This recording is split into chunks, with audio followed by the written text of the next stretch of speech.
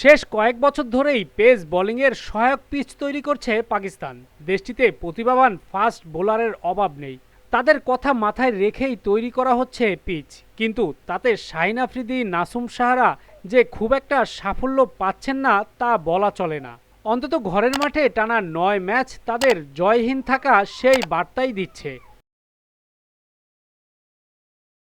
এসবের পরেও অবশ্য পাকিস্তানের ক্রিকেট বা পিচ কিউরেটরদের ভাবনায় থেকে গিয়েছে পেস বোলিং সহায়ক পিচ। আগামীকাল শুক্রবার থেকে মাঠে গড়াবে বাংলাদেশ ও পাকিস্তানের মধ্যকার চলমান সিরিজের দ্বিতীয় টেস্ট। প্রথম টেস্ট হারের পর এই টেস্টে ঘুরে দাঁড়াতে মরিয়া শান মাসুদের দল, আর সেজন্য কিনা আরও একবার ঘাসের উইকেট বেছে নিয়েছে দলটি।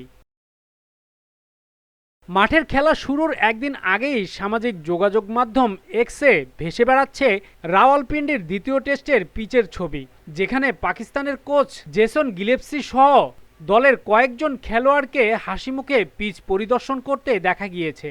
সেই পিচের অবস্থা দেখে যে কারো মনে প্রশ্ন উঠতেই পারে, ২২ গজের পিচের পুরোটাই ঘাসের আঁকা। বোঝাই যাচ্ছে আরও একবার পেসারদের উপযোগী করে পিচ তৈরি করার দিকে মনোযোগ দিয়েছে পিন্ডি স্টেডিয়ামের কিউরেটরস। অন্য এক ছবিতে দেখা গিয়েছে ভিন্ন এক দৃশ্য। সামাজিক মাধ্যমে সেটাও আলোচনায় ব্যাপক আকারে। পিচের দুই প্রান্তে দুটো বড় ফ্যান দেখা গিয়েছে। বোঝাই যায় পিচ শুকিয়ে ফেলতেই এমন দক্ষযজ্ঞ। সাধারণত তুলনামূলক শুষ্ক পিচ তৈরি করা হয় স্পিনারদের কথা মাথায় রেখে। ফ্যান দিয়ে পিচ শুকানোর সময়ও পিচে কিছুটা ঘাস দেখা গিয়েছে। পিচে দৃশ্যমান কোনো ফাটল নেই। রাওয়ালপিন্ডিতে আকাশে মেঘ নেই খুব একটা। সবকিছু মিলিয়ে পাকিস্তানের প্রচেষ্টা স্পষ্ট। পেস সহায়ক পিচ থেকেও স্পিনারদের কিছুটা সুবিধা করে দিতে চায় তারা। অবস্থা দেখে খুব সহজেই অনুমান করা যায় এই ম্যাচে ফিরতে পারেন বিশেষজ্ঞ স্পিনার আবরার আহমেদ। সিরিজের প্রথম ম্যাচে কোনো স্পিনার ছাড়াই ৪ পেসার নিয়ে মাঠে নেমেছিল পাকিস্তান। তার ফল খুব একটা ভালো হয়নি পাকিস্তানের জন্য। ব্যাপক সমালোচনার মুখে স্কোয়াডে ফেরানো হয়েছে লেগ স্পিনার আবরার আহমেদকে। স্পিনিং অলরাউন্ডার কামরান গুলামও আছেন দ্বিতীয় ম্যাচের স্কোয়াডে।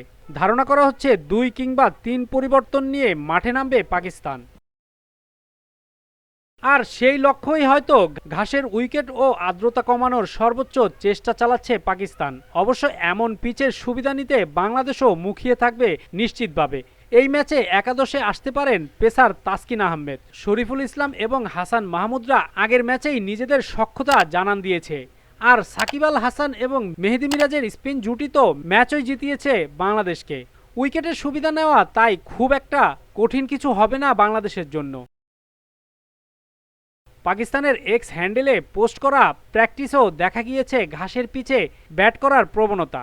সব মিলিয়ে দ্বিতীয় টেস্টে রাওয়ালপিন্ডিতে বোলারদের জন্য অপেক্ষাকৃত বেশি সুবিধা দেখা যেতে পারে।